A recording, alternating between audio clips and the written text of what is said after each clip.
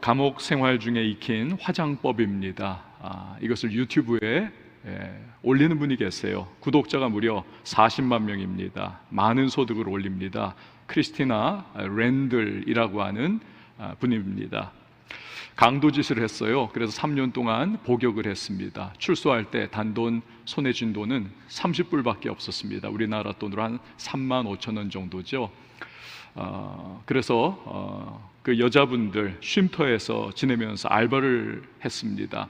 제대로 직업을 가지려고 해도 전과자라고 하는 그 낙인이 찍혀가지고 어떻게 할 수 없었다는 겁니다. 그러는 중에 재미삼아서 유튜브에 화장품 없이 어떻게 감옥에서는 재소자들이 화장을 하는가라고 하는 이 부분, 자기가 3년을 그렇게 살아왔잖아요. 그것을 실제적으로 이렇게 데모를 하면서, 데몬스트레이션 하면서 그렇게 올렸다는 겁니다. 이게 선풍적인 인기를 끌게 되었습니다. 예를 들어서 속눈썹을 어떻게 화장을 하느냐, 그 커피 가루를 베이비 파우더에다가 이렇게 섞는 겁니다.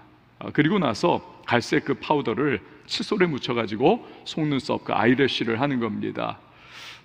또 아이라이너는 어떻게 하느냐, 눈썹 연필심 이 흑연을 바셀린에다가 넣어가지고 찐득하게 만들면 그것으로 눈썹을 그리는 아이라이너가 된다는 겁니다. 색조 화장도 할 수 있다는 거예요. 색조 화장도. 이거 어떻게 하느냐, 도대체 감옥에서 화장품을 쓸 수 없는데 잡지가 있습니다. 그렇죠? 감옥 안에서도 그 여성 잡지들을 이렇게 보다가 마음에 드는 색깔이 그 잡지에 이렇게 있잖아요. 그러면 그 종이에다가 바셀린을 묻혀가지고 막 비빈답니다. 그럼 그 바셀린에다가 이제 그 색조, 그 색깔이 이제 묻어 나온다는 거죠. 그럼 그걸 가지고 색조 화장을 한다라는 거죠. 이런 식으로 한다는 겁니다. 이 감빵 메이크업이 사람들에게 엄청난 인기를 끌게 됐다는 것입니다. 한국이나 미국이나 전과자는 어떻습니까? 사회에 나고자 합니다. 그래서 출소 이후에도 어디 제대로 된 일자리 얻기도 어렵고, 또 그러다 보니까 이 사람들이 재범을 저지르기가 참 쉽습니다. 마음이 그냥 무너져 있기 때문에 그렇죠. 그런데 이분은 자신의 최대 약점이자 또 아픔입니다. 이걸 강점으로 바꿔가지고 오히려 성공의 디딤돌로 삼은 것입니다. 여러분, 현실보다 중요한 것은 반응입니다. 특별히 인생이 위기와 어려움에 놓였을 때에 내가 어떻게 반응하느냐, 이것을 통해서 인생이 무너지느냐, 일어설 수 있느냐, 심지어는 앞을 향해서 전진해 나갈 수 있느냐, 이것이 결판이 날 수가 있는 것입니다. 오늘 우리는 본문에서 예수님을 봅니다. 예수님은 지금 세상 그 누구도 경험하지 못하는 위기 가운데에 처해 계십니다. 아픔과 고통 가운데 그는 지금 놓여 계십니다. 바로 십자가 대속의 죽음을 앞두고 계시는 것이죠. 이것은 비록 예수님이라 할지라도 너무나 끔찍하고 너무나 고통스러운 사건입니다. 본문 33절과 34절 말씀을 한번 보세요. 베드로와 야고보와 요한을 데리고 가실새 심히 놀라시며 슬퍼하사 말씀하시되 내 마음이 심히 고민하여 죽게 되었으니 너희는 여기 머물러 깨어 있으라 하시고, 여기 보면 예수님의 감정이 그대로 나오죠. 심히 놀라시며 슬퍼하셨다. 또 심히 고민하여 죽게 되었다. 여러분, 이거 너무 뜻밖 아닙니까? 우리 예수님 나오는 그 말씀마다 얼마나 그분은 당당하시고 담대하신 그런 모습을 보이지 않았습니까? 성경 어디를 펴봐도 우리 예수님의 이렇게 완전히 막 그냥 흔들리고 마음이 무너져 내리는 그러한 모습을 우리는 발견할 수가 없어요. 오직 이때뿐입니다. 왜 그럴까요? 대략 세 가지의 이유입니다. 먼저 십자가 처형은 육체적으로 그 고통이 너무나 극심하기 때문입니다. 십자가 처형을 기록해 놓은 그러한 문서를 보면 이 고통이 너무나 극단적이라는 것입니다. 그래서 사람 속에 있는 그 악다구니가 전부 다 끄집어 나온다는 겁니다. 욕이란 욕은 다 튀어나오고, 또 비명은 다 터져 나오고, 그 너무나 괴로우니까 바라보고 있는 사람들, 로마의 군인들, 그 모두를 향해서 막 저주가 그 죄인의 입에서 쏟아져 나온다는 것입니다. 그렇게라도 해야 자기의 그 극심한 고통이 이게 표현이 되는 거예요. 그래서 로마의 시민권자들은 그 너무나 십자가 고통이 극심하기 때문에 시민권자들에게는 그가 어떠한 죄인이라 할지라도 면제를 해줬습니다. 이 십자가 처형만큼은. 두 번째는 예수님 정신적 고통이 극심한 겁니다. 십자가는 완전 나체로 불특정 다수들 앞에서 그렇게 처형을 받는 것 아닙니까? 그러니까 인간의 수치심의 극단입니다. 모든 인간의 존엄성에 일말이라도 허락이 안 되는 것입니다. 너무나 정신적인 고통을 받는 거죠. 그러나 예수님에게 있어서 그 무엇보다도 가장 고통스러운 것, 그것은 바로 버림받은 고통입니다. 3년 동안 동고동락하던 제자들, 그 사랑하는 제자들로부터 다 배신당하고 다 그들은 도망갑니다. 삼육대학교 보건관리학과 천성수 교수님이 조사한 자료를 보니까요, 이 버림받은 고통이 이게 어떠한 영향력을 끼치는가, 이혼을 당했다든지 또는 배우자로부터 버림을 받은 그러한 분들은 평균 수명이 무려 8년에서 10년이나 짧아진다는 것입니다. 이거 엄청난 거 아닙니까? 인생의 10분의 1이 날아가 버린다는 거예요, 수명이. 그러니까 버림받은 충격이 그만큼 이게 극심하다. 예수님은 제자들에게 버림받았습니다. 그뿐 아니죠. 영원 전부터 너무나 친밀한 관계 속에서 함께하던 성부 하나님, 그 아버지 하나님에게서 버림을 받았습니다. 온 인류의 모든 추악하고 더러운 죄악을 한 몸에 짊어지고 그 십자가의 대속의 죽음을 죽으셔야 하기에 성부 하나님께서 고개를 돌리고 버리신 거지요. 부활하시기 전까지 철저하게 버림을 받은 것입니다.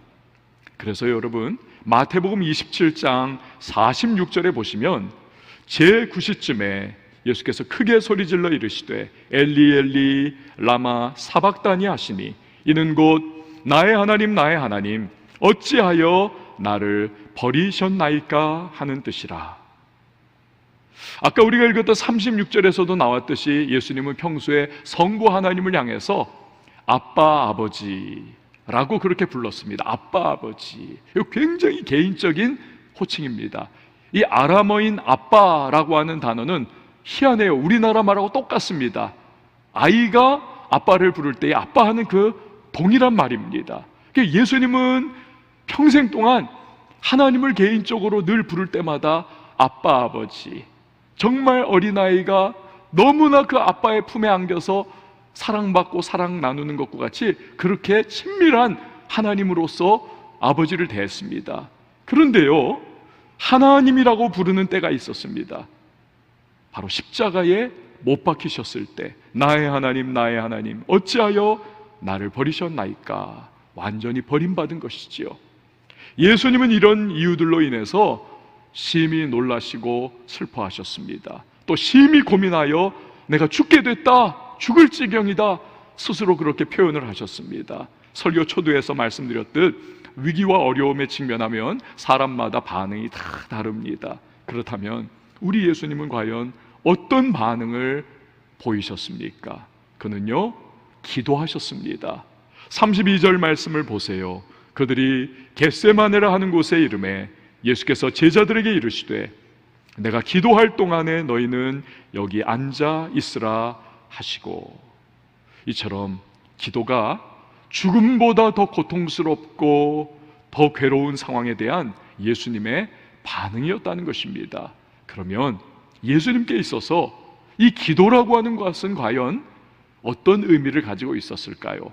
첫 번째로, 기도는 흔들리는 마음을 붙들어주는 것입니다.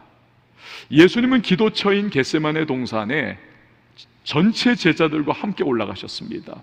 그렇지만 초입에 대부분의 제자들은 거기에 남겨두시고 3명의 제자들, 베드로와 야고보와 요한, 그 핵심 멤버들을 데리고 예수님 기도하시는 그 자리 근처까지 데리고 가셨습니다. 34절 말씀을 보시면요, 말씀하시되 내 마음이 심히 고민하여 죽게 되었으니 너희는 여기 머물러 깨어 있으라 하시고, 깨어 있으라고 말씀하셨어요. 이 말씀은 단지 너희 여기서 잠자면 안 돼, 너희 여기서 일어나 있어야 돼, 그런 의미가 아닌 겁니다. 그 안에는 경계하라, 마음을 흩뜨러뜨리지 말라라고 하는 의미를 이 문장은 가지고 있는 것입니다. 경계하라, 마음을 흩뜨러뜨리지 말라. 잠시 후에 겟세마네의 기도가 끝나면 대제사장들이 보낸 그 무리가 예수님을 잡을 것입니다. 예수님뿐이 아니죠. 예수님을 따라다닌다라고 하는, 그와 함께한다라고 하는 이유로 제자들도 그들은 결박하려고 들 것입니다. 그 십자가의 길, 불같은 시험이 예수님과 제자들에게 다가올 것입니다. 그렇기 때문에 겟세마네 동산에 예수님과 함께 올라간 이 순간 제자들이 깨어서 기도하지 않으면 마음이 흩어져 버리는 겁니다. 도저히 이 불같은 시험을 그들은 견뎌낼 수가 없는 것입니다. 그러나 제자들은 말씀대로 하지를 않죠. 예수님께서 그들을 책망하십니다. 37절 38절 보십시오. 돌아오사 제자들이 자는 것을 보시고 베드로에게 말씀하시되, 시몬아, 자느냐? 내가 한 시간도 깨어 있을 수 없더냐? 시험에 들지 않게 깨어 있어 기도하라. 마음에는 원이로되 육신이 약하도다 하시고. 여러분, 여기 이 구절들을 보면 제자들에게 깨어 있으라고 하신 의미를 알 수가 있습니다. 시험에 들지 않게 깨어 있어 기도하라. 아까도 설명드린 것처럼 깨어서 기도하며 마음이 흐트러지지 않아야 시험에 들지 않는다는 것입니다. 넘어지지 않는다는 것입니다. 이런 말 있죠. 여자의 마음은 흔들리는 갈대다. 여러분, 이 말은요, 반은 맞고 반은 틀립니다. 여자의 마음이 갈대인 것은 뭐 맞을 수도 있어요. 그럴 수도 있어요. 근데 여자의 마음만 갈대와 같습니까? 그렇지 않습니다. 사실 모든 사람이 다 그 마음이 갈대와 같습니다. 어려움 당하고 힘든 일을 겪으면 휘청휘청 이리 갔다 저리 갔다 넘어지고 쓰러지는 것이 사람의 마음입니다. 여지 없습니다. 정신의학자 쿼블러 로스 박사라고 하는 분이 계십니다. 이분은 사람이 병에 걸리거나 큰 위기를 직면하면 5가지의 단계를 반드시 겪는다. 첫 번째 단계는 부정의 단계입니다. 현실을 인정을 못하는 거예요. 부정해 버립니다. 두 번째 단계는 분노의 단계입니다. 왜 하필 나에게 이런 일이 생긴 거야? 분노하는 겁니다. 세 번째 단계는 타협의 단계입니다. 할 수 없이 현실을 인정해요. 그런데 그 순간 또다시 어떻게든 모면해 보고 피해 볼 수 있는 방법이 없는지 또 모색을 해봅니다. 그러다가 네 번째 단계인 우울의 단계에 빠져듭니다. 이제는 현실을 피할 수 없다는 것을 드디어 깨달아요. 그래서 침체에 빠집니다. 절망에 빠져요. 마지막 단계가 수용의 단계입니다. 결국 받아들이면서 이제는 담담하게 현실 가운데 그렇게 나가는 겁니다. 여러분, 생각해 보세요. 이 과정에서 얼마나 사람이 많은 혼란을 겪겠습니까? 1단계에서 4단계까지는 그야말로 마음이 갈대와 같이 이리저리 휘청휘청 움직이고 정말 어렵습니다. 그러다 보니까 문제적인 반응을 하기가 참 쉽습니다. 잘못된 선택과 결정을 하고 잘못된 행동을 하고 심지어는 캐세라세라 될 대로 되라, 그런 반응을 하기 십상입니다. 결국 더 큰 어려움을 직면하고 더 큰 위기에 빠지고 도대체 어떻게 할 수 없는 그 상황까지 막다른 골목까지 뚝뚝 떨어져 가는 그런 분들이 계십니다. 사랑하는 여러분, 위기 때에 우리는요, 예수님이 제자들에게 말씀하신 것과 같이 우리는 무조건입니다. 무조건 우리는 기도해야만 하는 것입니다. 기도하면요, 성령께서 갈팡질팡하는 우리의 마음을 붙잡아 주십니다. 붙잡아 주세요. 그리고 내적인 힘과 위로와 소망을 우리에게 주시는 겁니다. 아무리 우리가 외적으로 정말 조건이 좋아도 마음이 이리저리 흔들리면, 내적인 힘이 없으면 우리는 무너져 내릴 수밖에 없습니다. 아무리 외적인 조건이 열악해도 우리가 마음이 탁 성령의 은혜 가운데 붙들려 있으면, 그리고 내적인 힘을 가지고 있으면 우리는 견딜 수 있어요. 버틸 수 있어요. 극복해 나갈 수 있는 것입니다. 이게 바로 예수님과 제자들의 차이가 아닙니까? 예수님이 싸우신 곳은 십자가가 아닙니다. 예수님은 겟세마네 동산에서 기도로 싸우셨습니다. 여기에서 승리하시니까 십자가에서는 당연히 승리하시는 것이지요. 반면에 제자들은 깨어 기도하지 않습니다. 그럴 때 그들의 시험을 만나서 예수님 떠나고 예수님 부인하고 다 현실에서 패배해버렸던 겁니다. 저는 지난주에 어느 청년 하나로부터 문자를 받았어요. 코로나 때문에 예배당에 나와서 여기서 함께 예배하지 못하는 이런 상황, 이게 너무너무 힘들다는 겁니다. 영상으로 예배는 드리지만 똑같을 수는 없지 않습니까? 예배 자세와 태도를 추스리는 게 너무 힘들다는 겁니다. 이 청년은 사업을 새롭게 시작을 했습니다. 그런데 지금 이 전국이 얼마나 코로나 때문에 경제가 다 폭망을 해버리고 얼마나 어렵습니까? 사업이 완전 바닥을 치고 있다는 거예요. 너무너무 힘들다는 거예요.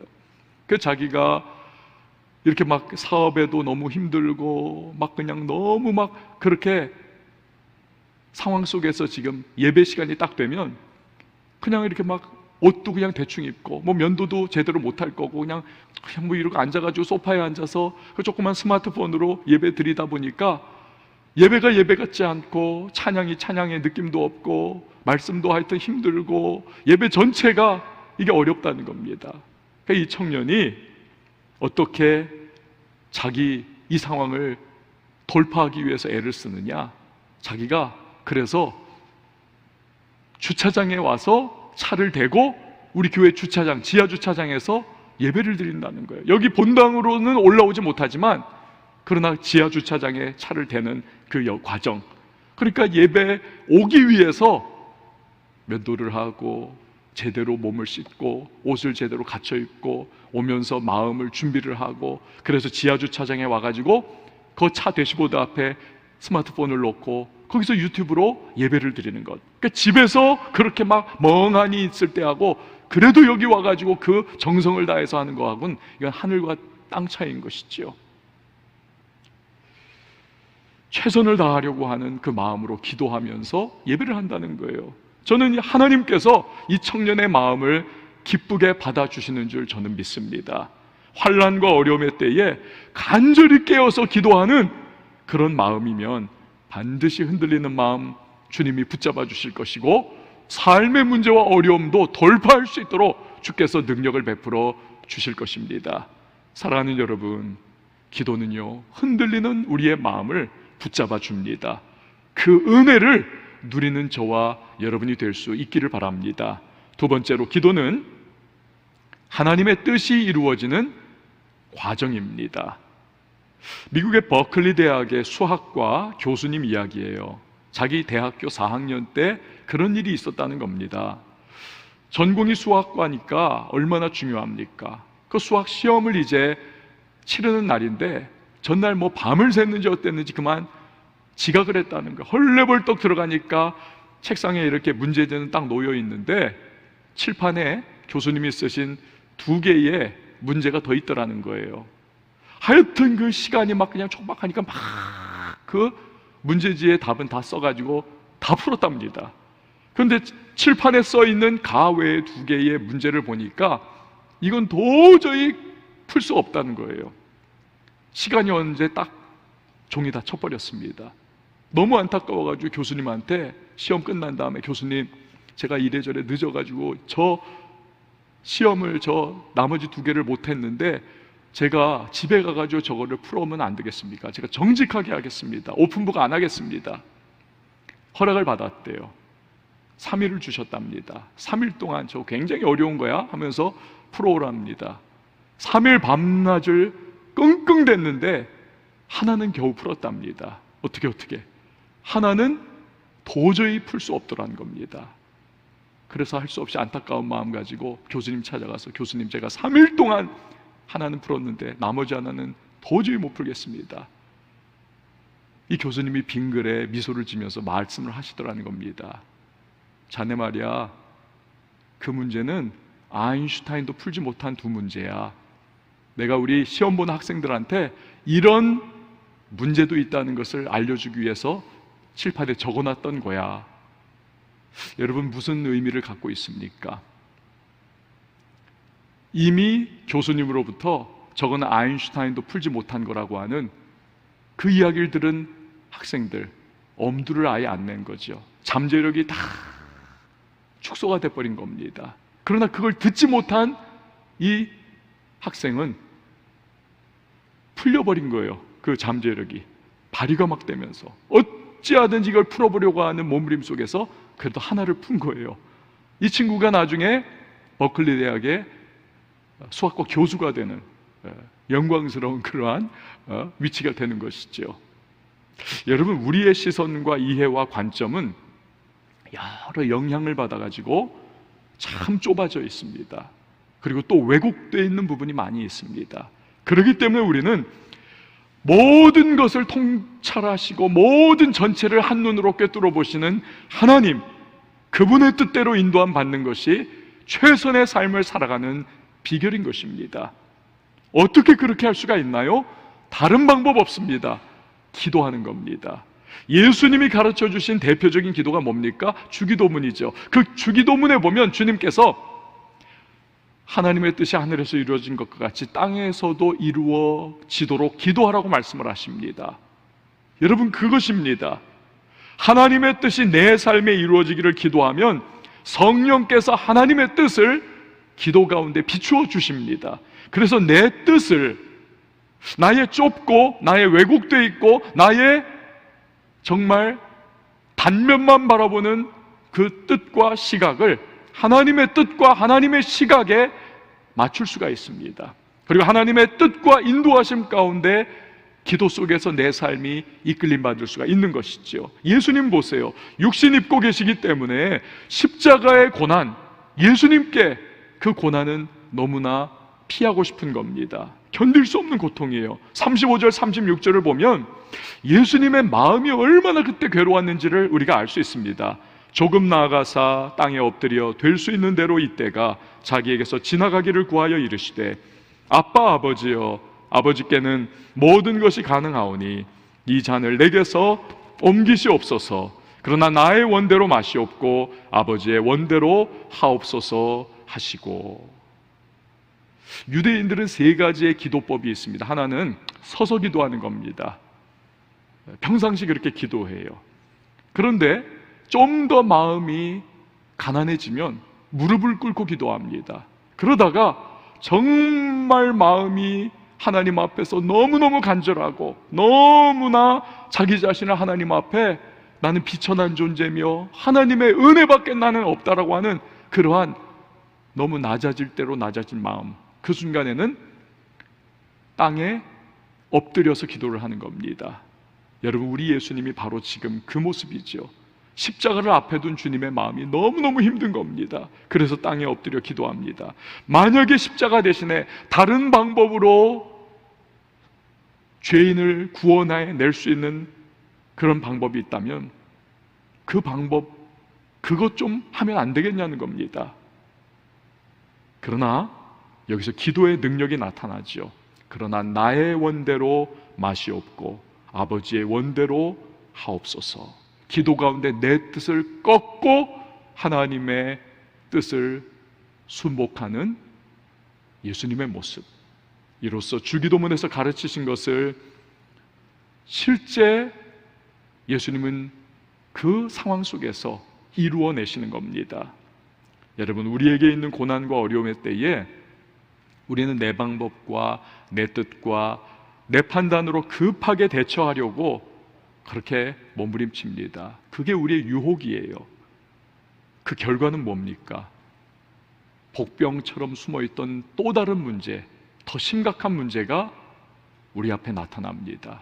그래서 치명타를 맞습니다. 와르르 무너져 내리기 십상입니다. 여러분, 우리는 예수님처럼 내 뜻이 아니라 하나님의 뜻이 내 삶과 가정과 일터와 우리 교회에 이루어지기를 기도해야만 합니다. 문제는요, 그것이 쉽지 않다는 데 있습니다. 아니, 너무너무 어렵습니다. 우리 안에 있는 이 에고라고 하는 이 부분은 우리가 너무 버거운 상대입니다. 우리는 이 자아의 종입니다. 이 에고의 사슬을 끊기가 너무 어렵습니다.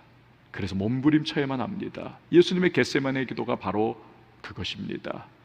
겟세마네라고 하는 이름, 이것은 기름 짜는 곳이라고 하는 뜻을 갖고 있어요. 감람산이 말 그대로 감람나무, 올리브나무로 가득 차 있던 곳이 아닙니까? 그렇기 때문에 이 겟세마네, 그 땅 주인이 기름을 거기에 착유기를 가져다 놓고 기름을 짰던 것 같아요. 겟세마네입니다.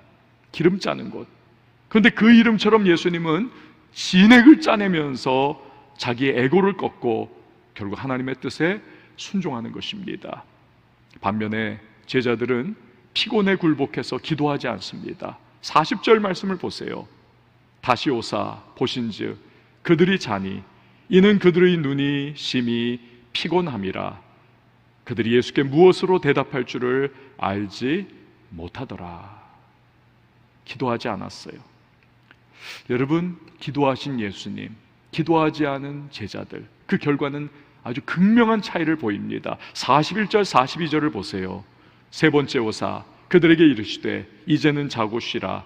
그만 되었다. 때가 왔도다.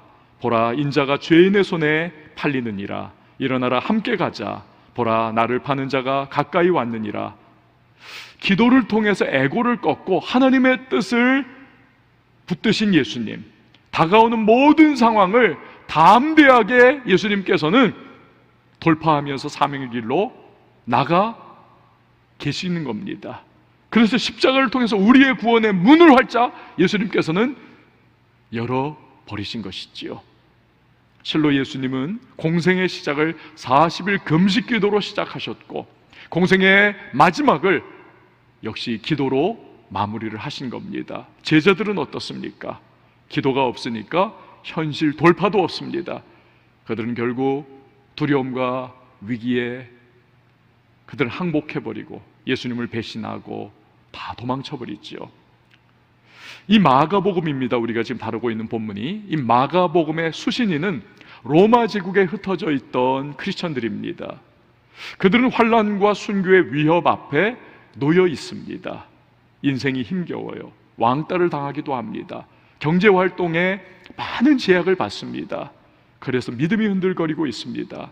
그런데 마가가 전한 이 예수님의 겟세마네의 기도 내용, 이 기도의 내용을 들을 때 그들에게 무슨 생각이 들었겠습니까? 아, 예수님도 우리처럼 십자가라고 하는 가장 큰 위험과 위기와 어려움을 그분은 심히 놀라고 슬퍼하셨지만, 마음이 괴로워 죽을 지경까지 느끼셨지만 깨어 기도하심으로써 결국 승리하셨구나. 우리도 깨어 기도하면서 어려움과 이 위기와 문제를 우리도 돌파해야 하는구나. 이런 확실한 도전과 깨달음을 받는 것이죠. 동시에 제자들은 반면교사입니다. 기도 안 하니까 저렇게 예수님 배신하고 다 도망치는구나. 우리도 이 위기 속에서 기도하지 않으면 그렇게 될 수 있겠구나. 김성주 회장이라고 하는 분이 있습니다. 나는 한국의 아름다운 왕따이고 싶다 책의 저자입니다. 미국에서 공부를 마치고 귀국을 해서 이 패션 유통회사를 시작할 때 사업을 하고 있던 선배가 이런 말을 하더라는 겁니다. 성주야, 너 한국에서 사업 성공하려면 어떻게 해야 되는지 아니? 3가지 잘해야 돼. 첫 번째는 술 잘 마셔야 돼. 접대를 많이 해야 되기 때문에. 두 번째는 거짓말을 많이 해야 돼. 세 번째는 봉투를 잘 돌려야 돼. 봉투를. 고민에 빠졌습니다. 크리스천이거든요. 기도를 시작합니다. 간절히 기도를 합니다. 하나님, 저 어떻게 해야 하나요? 제가 신앙양심상 그렇게 할 수는 없잖아요. 하나님 어떻게 합니까? 기도하면서 확신을 얻습니다. 그래, 하나님이 도와주시면 분명히 정직한 손으로도 사업을 일으켜 세우는 사례를 하나님이 나를 통해서 보여주실 수 있을 거야. 그래서 기존의 사업 관행들을 과감하게 거절하기로 마음을 먹습니다. 그 결과 왕따가 됩니다. 하지만 주님 신뢰하면서 끝까지 단호한 마음으로 양심 지키며 열심히 사업하니까 주님이 도와주시고 복을 주셔서 큰 사업체를 일구게 됐습니다. MCM이라고 하는 해외 명품업체도 인수를 하고 대한적십자사 총재도 역임을 하고 이제는 스위스 다보스 포럼에서 선정한 차세대 지도자 100인, 아시아 월스트리트 저널이 선정한 주목할 만한 세계 여성 기업인 50인에 선정될 만큼 세계적으로 주목받는 그런 인물이 되셨습니다. 여러분, 결국 무엇입니까? 기도로 돌파해 나간 것이지요. 그럴 때 하나님의 은혜와 도움과 축복이 임한 것입니다.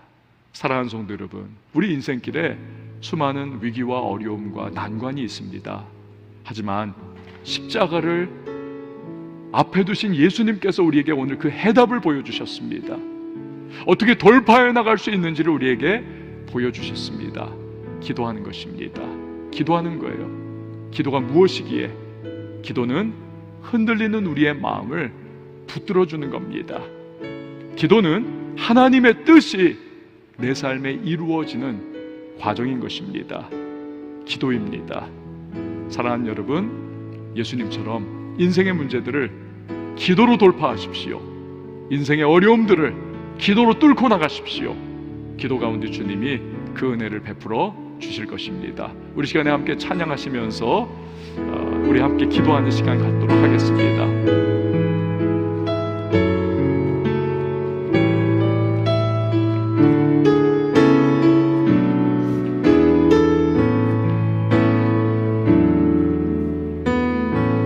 의지했던 모든 건 변해가고 억울한 마음은 커져가네. 부끄럼 없이 살고 싶은 마음 주님 아시네. 모든 일을 선으로 이겨내고 죄의 유혹을 따르지 않네. 나를 구원하신 영원한 그 사랑, 그 신금에 날 붙드시네.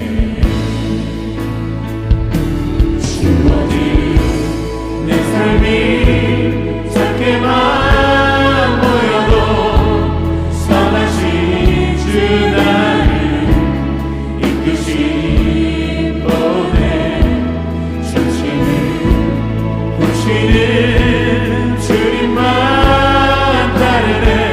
날 택하신 주만을 지혜.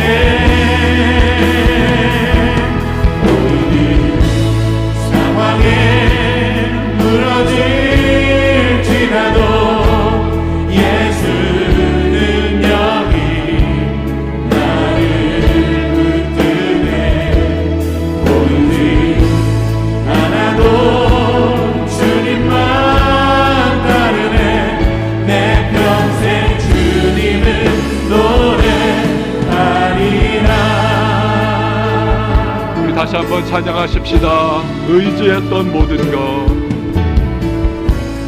의지했던 모든 것 변해가고 억울한 마음은 커져가네. 부끄럼 없이 살고 싶은 마음 주님 아시네.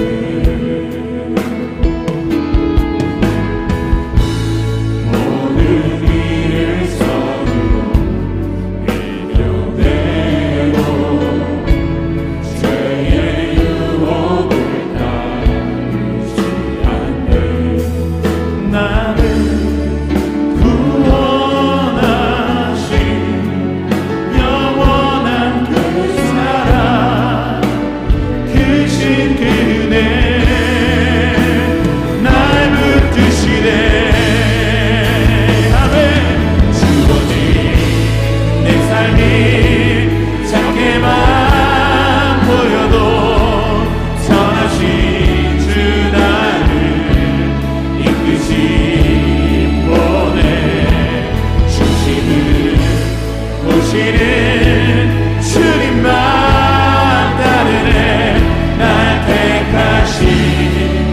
주만 의지해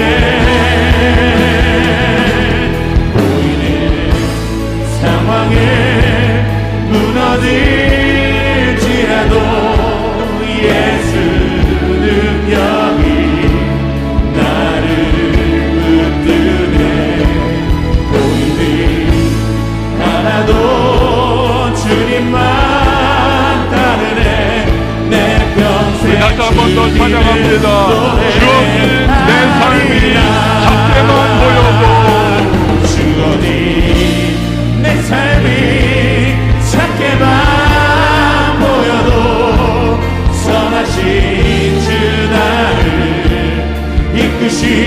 이끄시고내 중심을 보시는 주님만 따르네 날 택하신 주만 의지해 보이는 상황에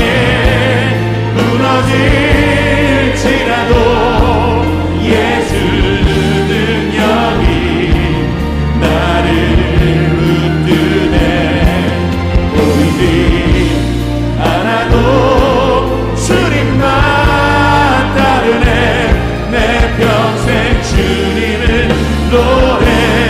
노래하리라. 사랑하는 여러분, 우리 인생에 크고 작은 문제들이 늘 끊이지 않고 밀려옵니다. 그 중에는 우리의 삶의 기반을 무너뜨릴 만큼의 어려움과 또 충격을 가져오는 위기와 문제들이 있습니다.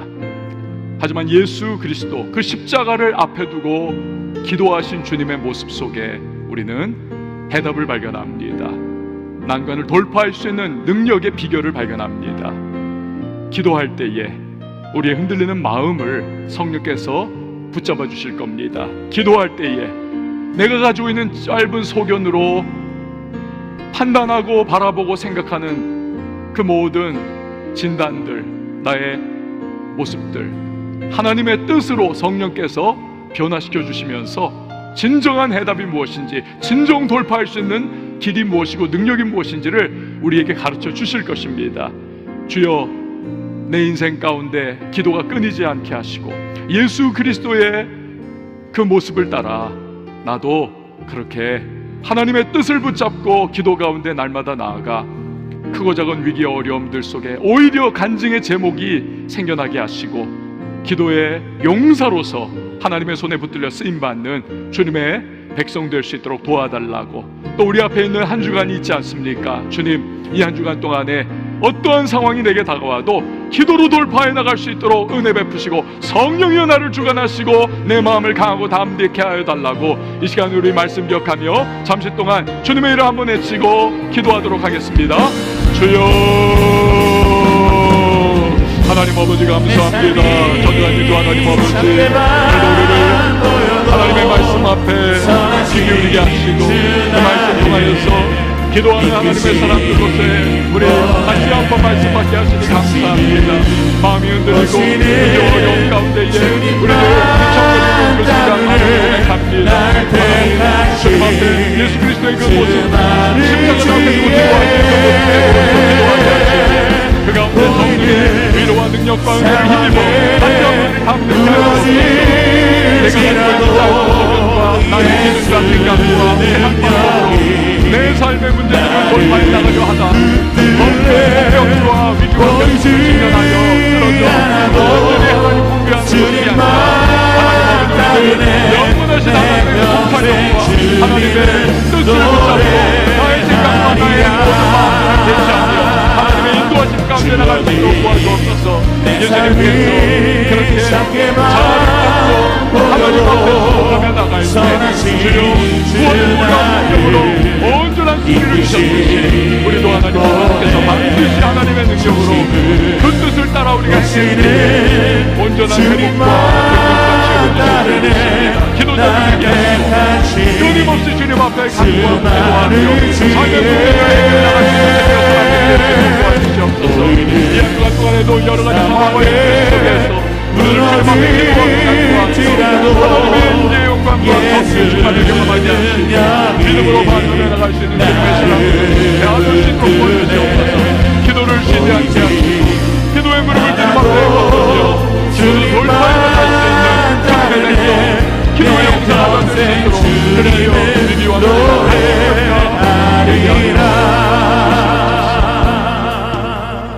하나님 아버지, 기도로 돌파하는 주님의 사람들이 되게 하여 주시옵소서. 예수님의 이름으로 기도하옵나이다. 아멘.